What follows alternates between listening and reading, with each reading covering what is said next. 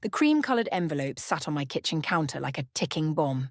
Another Norton family reunion invitation, another chance for my mother-in-law, Evelyn, to remind me of my greatest failure. I traced my finger along the gold-embossed edges, fighting the urge to tear it to shreds. My name is Victoria, and for the past 8 years I've been married into one of Boston's most traditional families.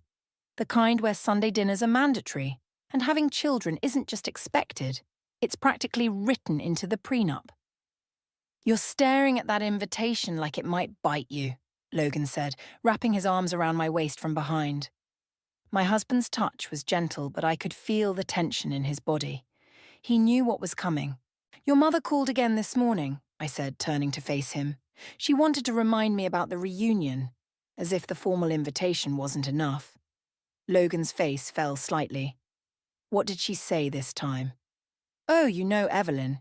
She started with the usual small talk about Claire's new baby, then somehow managed to mention that all 4 of her bridge club friends became grandmothers this year." I forced a smile. "Subtle as a sledgehammer, your mother." "Vic, I can tell her to back off." "Can you?" I stepped away from him, my voice sharper than intended. "Because the last 3 times you said that, you sat there quietly while she went on about her friend's daughter who had twins through IVF." The kitchen fell silent except for the gentle hum of the refrigerator. Logan ran his hands through his hair, his tell when he's frustrated. "It's complicated." "It's really not."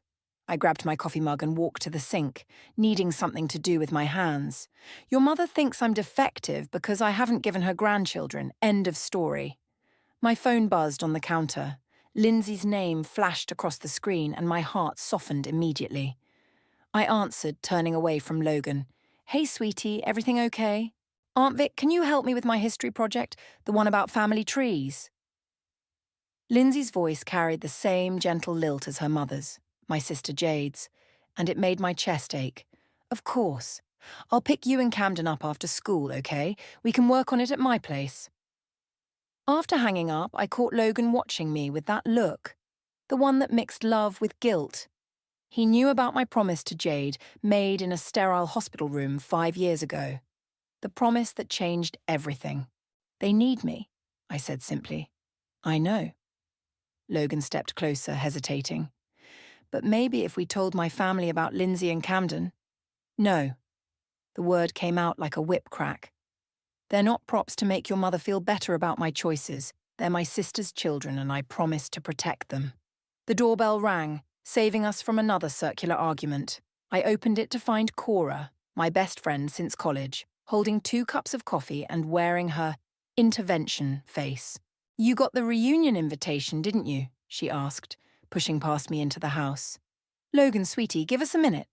Logan nodded, grabbing his keys. "I need to head to the office anyway, we'll talk later." After he left, Cora handed me one of the coffees. "Spill it. How bad was Evelyn's latest passive-aggressive attack?" She sent me a link to a fertility specialist. Said she's worried about my biological clock. I sank onto the couch, the weight of years of judgment pressing down on my shoulders. "Jesus." Cora sat beside me. "You know, you could just tell them the truth. About Jade, about the kids. And have Evelyn Norton, queen of the country club set, know that her daughter-in-law is raising her dead sister's children instead of producing proper Norton heirs." I laughed bitterly. She'd probably try to have my marriage annulled. "Or maybe she'd finally understand why you've made the choices you have." Cora touched my arm. "Vic, I was there when Jade made you promise. I saw what it did to you. You're not just their aunt. You're the only mother they have left." My phone buzzed again. A text from Camden asking if we could have pizza for dinner. Looking at his message, I remembered the day of Jade's funeral, holding my sister's hand as she made me swear to give her children the life she no longer could. "The reunion's in 2 weeks," I said, putting my phone down. "Maybe it's time the Norton family learns what real family loyalty looks like." Cora's eyes widened. "Victoria Norton, are you planning something?" I smiled, thinking of Jade, of Lindsay and Camden, of all the times I've swallowed Evelyn's barbed comments. Let's just say karma's been a long time coming. The Norton family's dining room always felt like a courtroom, with Evelyn presiding as judge and jury. Tonight was no different as I sat at the massive mahogany table, watching her arrange flowers with surgical precision while delivering her latest verdict on my life choices. "Did you hear about Patricia's daughter?" Evelyn asked, not looking up from her roses. "She just found out she's expecting twins. And she's 42. She paused meaningfully. Modern medicine is simply miraculous these days. I gripped my wineglass tighter, counting to 10 in my head. Logan squeezed my knee under the table but remained silent. "That's wonderful for Patricia," I managed, taking a long sip of Merlot. "Indeed." Evelyn's perfectly manicured fingers adjusted a stem. "You know, Victoria, I ran into Dr. Harrison at the club yesterday. He's one of the top fertility specialists in Boston. I took the liberty of making you an appointment." "Mother," Logan finally interrupted, but his voice lacked conviction. "What?" "I'm simply looking out for my son's interests." She turned to Logan. "Darling, you're not getting any younger. Don't you want children of your own?" My phone vibrated in my purse, probably Lindsay asking about tomorrow's science test. I reached for it, but Evelyn's sharp look made me pause. "No phones at dinner, Victoria. We're having family time." I bit back a laugh at the irony. If only she knew about the family waiting for me at home. Matthew, Logan's brother, arrived late as usual, bringing a welcome interruption. "Sorry, everyone. Traffic was hell." He kissed Evelyn's cheek and gave me a sympathetic smile. Of all the Nortons, he'd always been the most human. "Matthew, dear, you remember Caroline from the club?" Evelyn brightened. "She's divorced now and she has the most adorable little boys. I thought perhaps—" "Mom, stop." Matthew dropped into his chair. "I'm perfectly happy being single. And while we're at it, maybe ease up on Vic about the baby thing." The room went silent. Even the grandfather clock in the corner seemed to hold its breath. "I'm simply concerned," Evelyn said, her voice dropping to that dangerous whisper I'd come to dread. "When Logan married Victoria, we all assumed they'd start a family right away. 8 years later—" She spread her hands in a gesture that managed to convey both helplessness and accusation. "There's nothing wrong with Victoria," Logan said, but his defense came too late and too weak. "Of course not, dear. But perhaps there are other issues we should discuss." Evelyn's eyes locked onto mine. "Victoria, have you considered that maybe you're being selfish?" The word hung in the air like poison gas. I thought of Lindsay and Camden waiting at home with their sitter, of homework help and nightmare comfort and birthday parties, of being there for every moment their mother couldn't be. Selfish? I set my wineglass down carefully. That's an interesting choice of words. "Well, dear, you must understand. Logan comes from a long line of—" My phone buzzed again. This time I grabbed it. "Victoria," Evelyn warned. "It's important," I said, checking the message. Camden's fever had spiked to 102. "I need to go." "In the middle of dinner?" Evelyn's voice could have frozen hell. "Really, Victoria, whatever it is can surely wait." "No, it can't." I stood up, gathering my things. "Logan, are you coming?" He hesitated, looking between his mother and me. "Vic, maybe we should—" "Fine." I grabbed my keys. "I'll handle it myself, like I always do." "Handle what?" Evelyn called after me. "Victoria, this behavior is completely unacceptable." Matthew followed me to the door. "Everything okay?" "Camden's sick," I whispered. "He needs me." His eyes softened with understanding. He was the only Norton who knew about Jade's kids. He'd caught me picking them up from school one day and kept my secret. "Go. I'll smooth things over here." As I drove home, my phone rang. Logan. "You embarrassed my mother," he said without preamble. "Camden has a fever of 102, but sure. Let's talk about your mother's feelings." "Vic, you know how she is. If you'd just explain—" "Explain what?" "That while she's been busy judging me for not giving her grandchildren, I've been raising 2 kids who actually need me. That I made a promise to my dying sister. Maybe it's time we told them," he suggested quietly. I thought of Evelyn's smug face, of her constant criticism, of 8 years of judgment. "Oh, we will. But it'll be on my terms, not hers." "What does that mean?" It means I'm done playing by her rules. I pulled into my driveway, seeing the babysitter's worried face through the window. I have to go. Your nephew needs me. I hung up before he could respond, already focused on the family that truly mattered. She actually made you a fertility appointment? Cora nearly spilled her latte in outrage. We were sitting in our usual corner of the coffee shop, away from prying ears. That woman has officially lost her mind. That's not even the worst part. I pulled out my phone, showing her Evelyn's latest text. She sent me this article about career women who wait too long this morning, right after I spent the entire night taking care of Camden's fever. How is he, by the way? Better. Finally got his temperature down around 3 a.m. I rubbed my tired eyes. Logan didn't come home until after midnight. Said he had to smooth things over with his mother. Of course he did. Cora's voice dripped with sarcasm. Heaven forbid Evelyn's delicate sensibilities get bruised while your nephew was sick. My phone rang. Lindsay's ringtone. Hey, sweetie, everything okay? Aunt Vic, can you pick me up early? There's this stupid mother-daughter tea thing at school and I can't. Her voice cracked. My heart squeezed. I'll be there in 20 minutes. We'll get ice cream instead, okay? After hanging up, I met Cora's knowing look. Mother-daughter tea? Yeah. I started gathering my things. These events are always hard on her. Last year, some kid asked why her mum never comes to anything, and she had a panic attack in the bathroom. And meanwhile, Evelyn's out there acting like you're some selfish monster for not having kids. Cora shook her head. Vic, you need to tell them.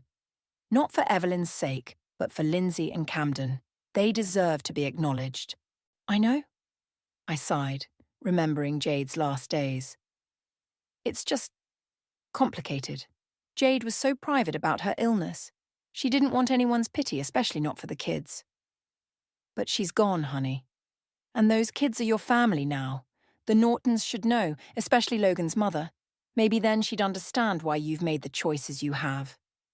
My phone buzzed with a text from Logan. Mom wants us all at dinner again tonight. Please come. I'll make it up to you. Perfect timing, I muttered, showing Cora the message. Go to the dinner, she said, surprising me. But this time, don't let Evelyn walk all over you. Stand up for yourself. And for those kids. An hour later, I sat in my car outside Lindsay's school, watching her walk toward me with slumped shoulders. At 14, she looked so much like Jade it hurt sometimes. Hey, she said, sliding into the passenger seat. Her eyes were red. Hey, yourself. I handed her a tissue. Want to talk about it? Not really. She wiped her eyes. Can we just get that ice cream? At the ice cream parlor, watching Lindsay demolish a triple chocolate sundae, I made a decision. The Norton family reunion is next weekend. She looked up, spoon halfway to her mouth. Oh, are you going? We're going, I corrected. You and Camden both. Her eyes widened. Really? But I thought... does Mr. Logan's family even know about us? They will. I reached across the table, squeezing her hand. It's time they knew about their amazing niece and nephew, about your mom, about everything. What if they don't like us? Then that's their loss.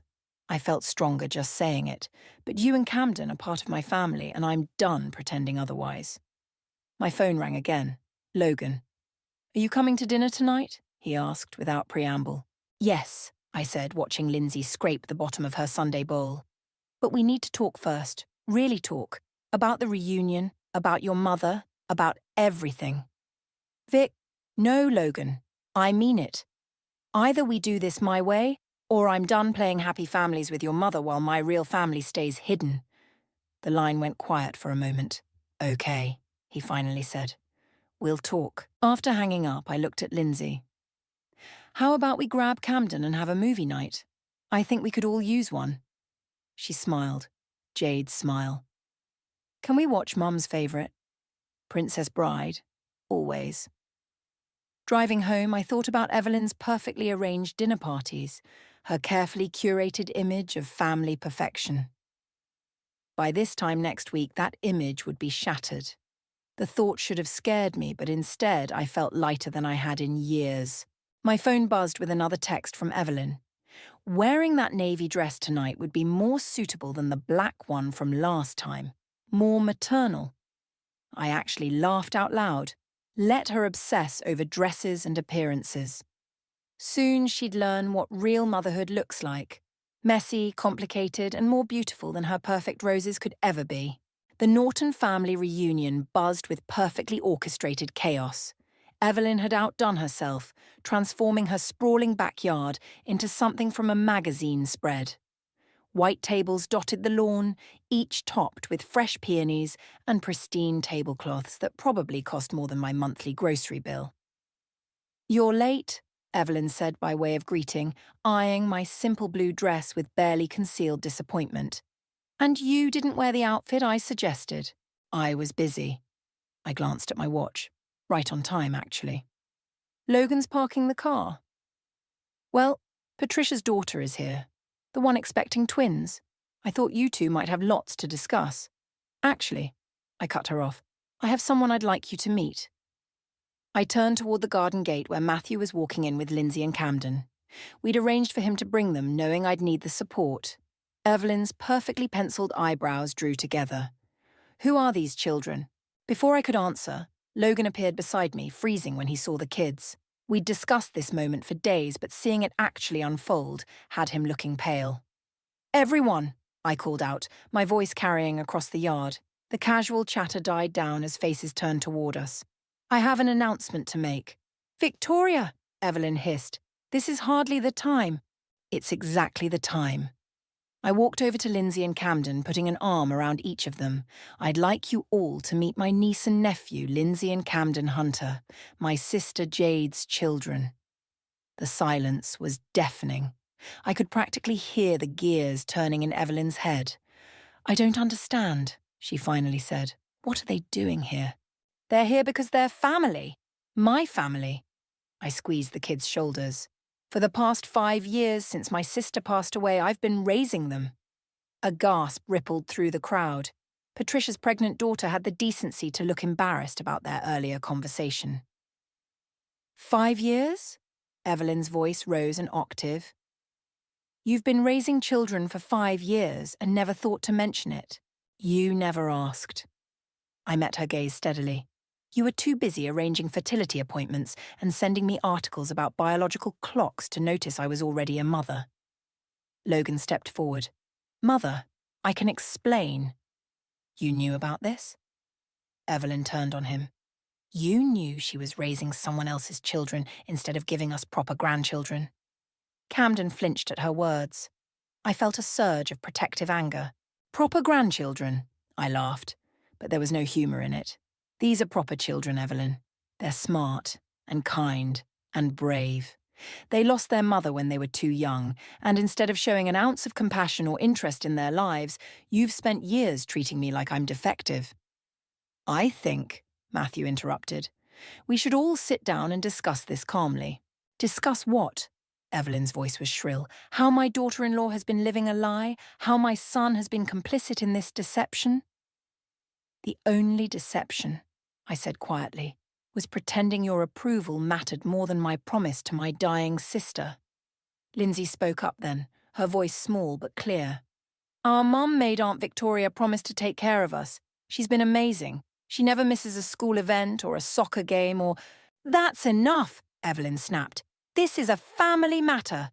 "They are family," I shouted, surprising even myself. "They're more family than you've ever been. While you've been planning dinner parties and judging my life choices, I've been helping with homework and handling nightmares and trying to fill the hole their mother left behind." The party had gone completely silent.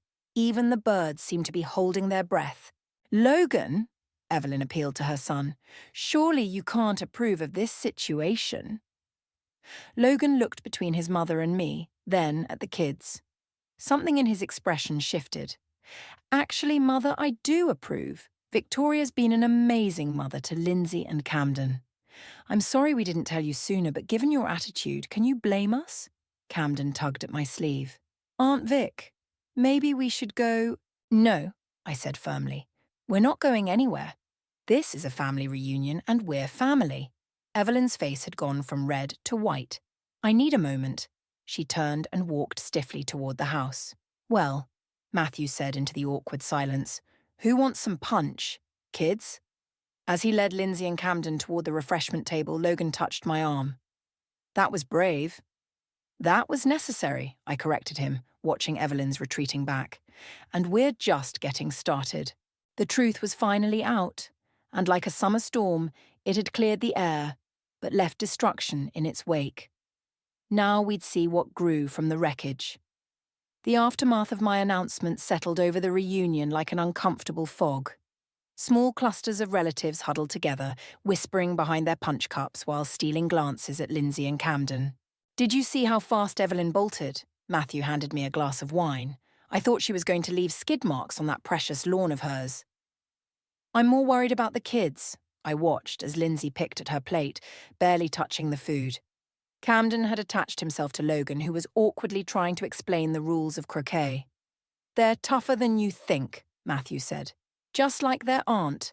A commotion near the house drew our attention. Logan was storming out, his face red, with Evelyn following close behind. Don't you dare walk away from me, she called out. We're not finished discussing this. Yes, we are, Mother. Logan's voice carried across the lawn. I've listened to you berate my wife for 8 years. I'm done. I started toward them, but Matthew caught my arm. Let him handle this. You've let her make a mockery of this family. Evelyn's voice was reaching new heights. Taking in those children instead of what? Logan whirled around. Instead of having proper children? Do you hear yourself? Those kids lost their mother. Victoria stepped up when they had no one else. If anything, that makes her more worthy of respect, not less. Several guests began making discreet exits, mumbling awkward goodbyes. I noticed Lindsay had disappeared and found her sitting alone behind a large oak tree. Hey, I said, sliding down beside her. You okay? Everyone's fighting because of us. She pulled her knees to her chest. Maybe we shouldn't have come. No, they're fighting because of years of secrets and judgment. None of this is your fault. She hates us, Lindsay whispered. Mr. Logan's mum. She looked at us like we were something gross on her shoe. Evelyn looks at everyone that way. It's her default setting. I bumped her shoulder playfully, earning a small smile. Victoria! Evelyn's voice made us both jump. She stood there, impeccable despite her earlier exit, looking down at us with an unreadable expression. A word, please. I squeezed Lindsay's hand before standing. Stay here, okay? Evelyn led me to a quiet corner of the garden. Logan tells me you made a promise to your sister. I did. And these children, they're well cared for. They're loved, I corrected. They're supported. They're given everything they need, including the space to miss their mother without feeling guilty about it. She flinched at that. You should have told us. Would it have made a difference? Would you have stopped pushing me about having babies if you knew I was already raising 2? They're not, she paused, choosing her words carefully. They're not actually your children. No, they're not. They're my sister's children who I love as my own. And if you can't understand that kind of love, then I feel sorry for you. Don't patronize me, she snapped. I've raised children. I know about love. Do you? Because from where I'm standing, you've spent years trying to force your son and me into some perfect mold instead of seeing what was right in front of you. A crash from the lawn interrupted us. Camden had knocked over a croquet wicket, sending several glasses shattering. Before I could move, Logan was there, helping him clean up, making him laugh about it. He's good with them, Evelyn said quietly, watching her son. He is. When you're not around to make him second-guess everything. She turned to me sharply. That's unfair. Is it? Logan loves those kids, but he's spent 5 years hiding that love because he was afraid of your reaction. And look, he was right to be afraid. I need time to process this.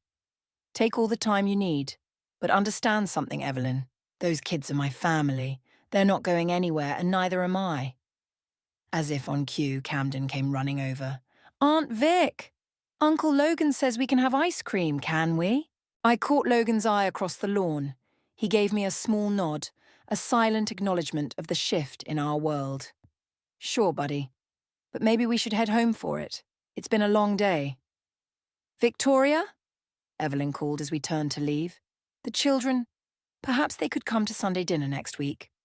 I studied her face, looking for signs of manipulation but finding only uncertainty. We'll think about it. Walking back to where Lindsay still sat under the tree, I felt lighter somehow. The truth was messy and uncomfortable, but it was out there now, impossible to ignore or hide away. Ready to go home? I asked, helping Lindsay up. She looked back at Evelyn, who was watching us with an expression caught between regret and curiosity. Yeah, but maybe it'll get better now. Maybe, I agreed, gathering Camden close. But either way, we have each other. 3 days after the reunion, I found myself staring at another text from Evelyn. The children's rooms at my house could use updating. What colours do they prefer? She's trying, Logan said, reading over my shoulder as he made coffee. In her own way. By redecorating? That's such an Evelyn solution. Throw money at it until it feels less uncomfortable. The doorbell rang before Logan could respond. I opened it to find Evelyn herself standing there, looking oddly uncertain in a casual sweater set. Casual for her, anyway. I brought breakfast, she said, holding up a bag from the fancy bakery she loved. And an apology. Logan nearly dropped his coffee mug. I stepped aside to let her in, catching sight of Lindsay frozen at the top of the stairs, watching with wide eyes. The kids are getting ready for school. Oh, Evelyn set the bag down on the kitchen counter. I suppose I should have called first. That would have been nice, yes. I started pulling plates from the cabinet, more for something to do than anything else. Camden, your backpack is still in the living room. Lindsay called up the stairs, then froze when she saw Evelyn. Oh, good morning. Good morning, Lindsay. Evelyn's voice was softer than I'd ever heard it. I brought croissants, if you'd like one before school. Lindsay looked at me questioningly. I nodded. Thanks, she said, sliding onto a kitchen stool. They smell good. Camden thundered down the stairs then, his usual morning whirlwind. Aunt Vic, I can't find my science homework, and I need it today because… Oh. He stopped short at the sight of Evelyn. An uncomfortable silence filled the kitchen. Check the blue folder, I said finally. The one we organised last night? Right. He darted back upstairs. He's energetic, Evelyn observed. He's 10, I replied, and running late, as usual. Lindsay, can you go help him find that folder? Once the kids were upstairs, Evelyn turned to me. I've been doing a lot of thinking. That must have been uncomfortable for you, I couldn't help saying. Victoria, Logan warned. No, she's right to be angry. Evelyn smoothed her already perfect hair. I've been difficult. Difficult? I laughed. You've been cruel. Not just to me, but to Logan. Do you know how hard it's been for him, keeping this secret because he was afraid of your reaction? Mom, Logan started, but Evelyn held up a hand. Let me finish. She took a deep breath. When your sister died, Victoria, when you took in her children, you were doing exactly what a mother should do. What I should have done was support you, not judge you. Found it! Camden came racing back down, waving his folder triumphantly. He skidded to a stop in front of Evelyn. Are you really our grandmother now? The question hung in the air like a live wire. Camden, I began, but Evelyn surprised me. I'd like to be, she said quietly, if you'll let me. Lindsay appeared at the bottom of the stairs. Why? Because you feel guilty? Lindsay, Logan admonished, but I shook my head at him. She had a right to ask.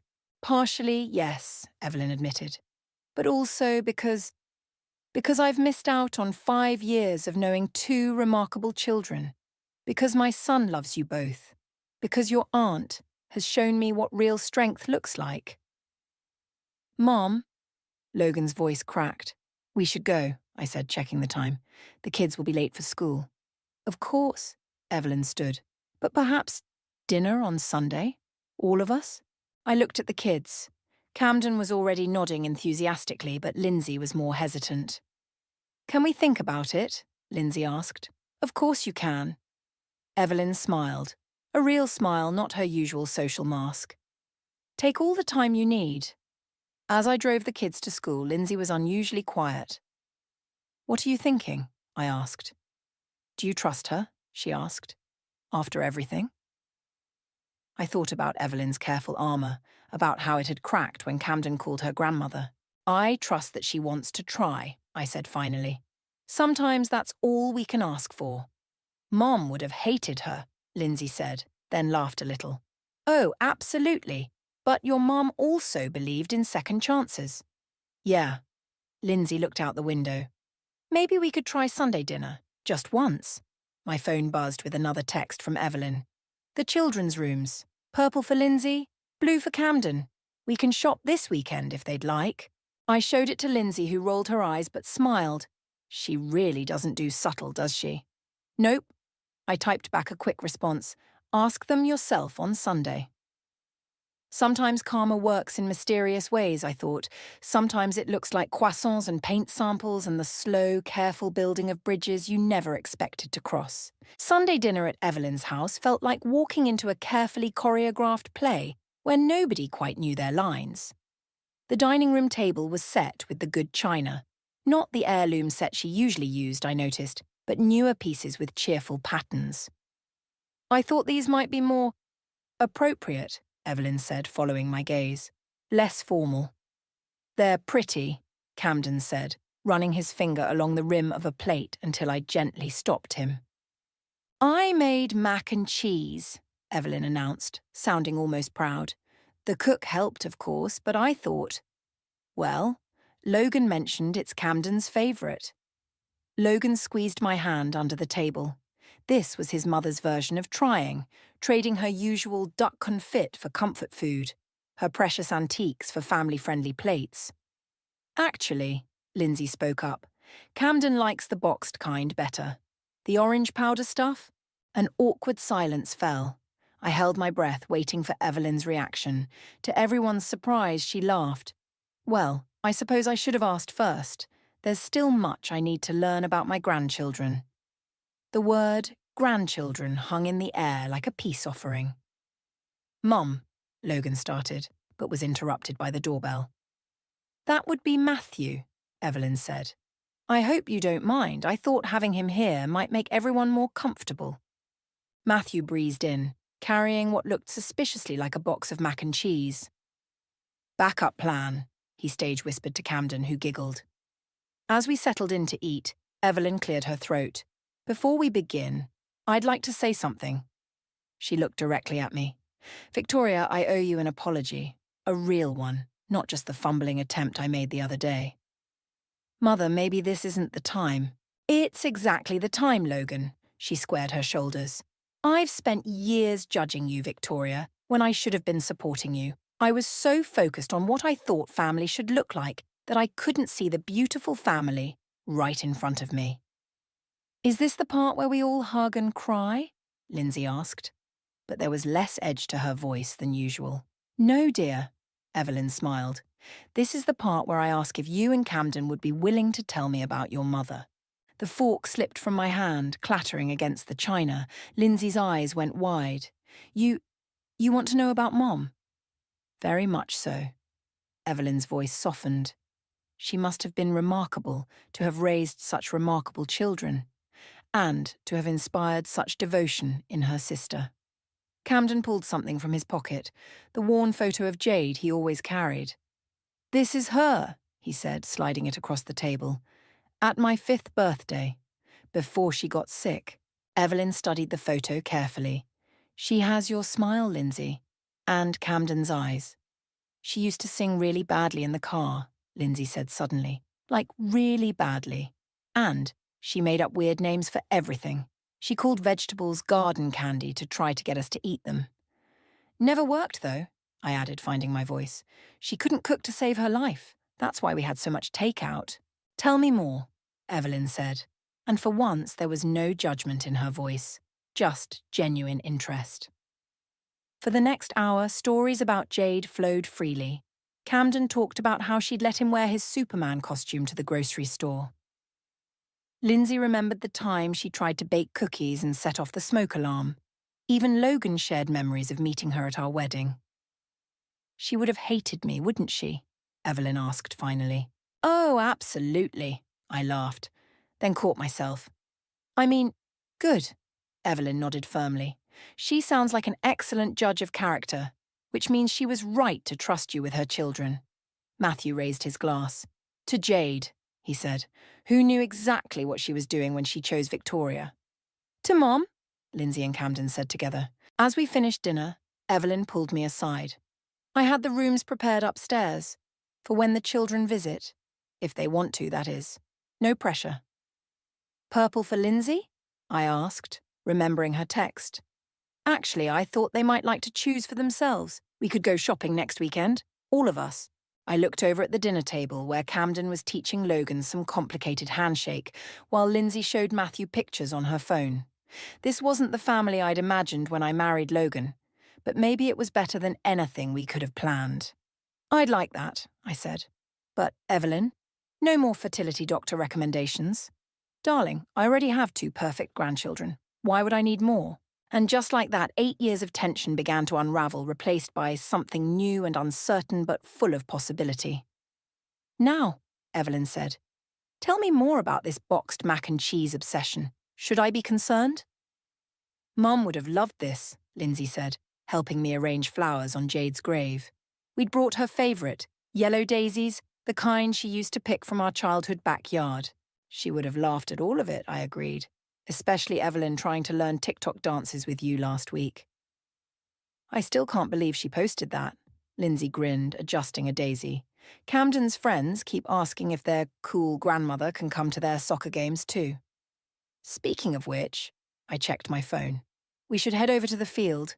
Your brother's championship game starts in an hour. Can we just stay here a minute? Lindsay sat cross-legged by the headstone. I want to tell Mom something. I settled beside her, watching as she traced her fingers over Jade's name. Hey, Mom, she started.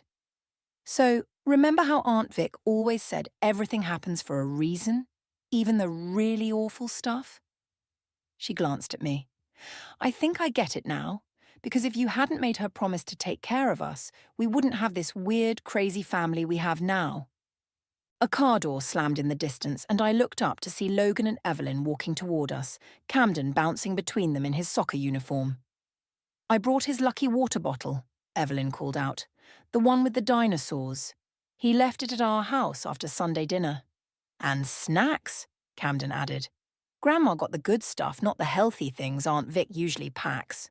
Of course she did, I muttered, but couldn't help smiling. Evelyn approached the grave carefully, holding a small bouquet of her prized roses. May I? Lindsay nodded, moving aside to make room. Hello, Jade, Evelyn said softly, placing the roses. I'm sorry I never got to meet you, but thank you for trusting your children to Victoria. She's taught me more about being a mother than I ever taught Logan. Mom, Logan protested, but he was smiling. It's true, Evelyn continued.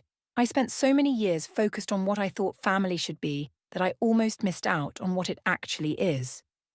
She turned to me. Victoria, I have something for you. She pulled an envelope from her purse. Inside was a legal document, adoption papers. I had my lawyer draw these up, she explained. Only if you want to, of course, but this would make everything official. The children would legally be yours while still honouring Jade's memory. We already talked about it, Lindsay said quickly. Camden and me. We want it. I looked at the papers through blurring eyes, but I thought, we have guardianship already. Yes, but this is different. Evelyn squeezed my hand. This makes you their mother in every way that matters, legally and officially, not just in your hearts. Can we still call you Aunt Vic sometimes, though? Camden asked anxiously.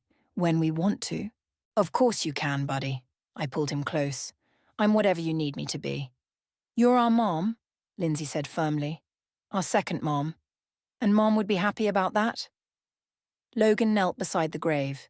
Jade, I promise we'll keep taking care of them. All of us. Together. Even if it means more boxed mac and cheese, Evelyn added, making everyone laugh. We should get going, Logan said, checking his watch. Big game to win. As everyone headed back to the cars, I lingered for a moment. You'd love this, Jade, I whispered. Your kids have so many people loving them now, even if one of them is your worst nightmare. A country club mom who thinks designer labels are a food group. A warm breeze rustled the flowers and I could almost hear Jade's laugh. "Aunt Vic!" Camden called. "Come on, I need my lucky charm there." "Coming." I touched the headstone one last time. I kept my promise, sis, and somehow it gave me everything I never knew I needed. At the soccer field, I sat between Lindsay and Evelyn, watching Camden race across the field. Logan was down by the sidelines, cheering embarrassingly loud. Matthew showed up at halftime with ice cream for everyone, even though Evelyn complained about the mess. "Hey," Lindsay nudged me, holding up her phone. "Look what I found." It was an old photo of Jade and me as kids, covered in mud from trying to make a garden. We were laughing, arms around each other, not caring about the mess. "Mom wrote something on the back," Lindsay said, turning the phone. "In Jade's messy handwriting, sisters by blood, best friends by choice." "Perfect timing finding that today," I said. Lindsay smiled, Jade's smile. "Nothing's really perfect. But this," she gestured at our noisy, messy, beautiful family, "this comes pretty close." Camden scored the winning goal, and as we all rushed the field to celebrate, I felt it. That sense of everything being exactly as it should be. Not perfect, but real. Not what I'd planned, but somehow better. Just like Jade would have wanted it.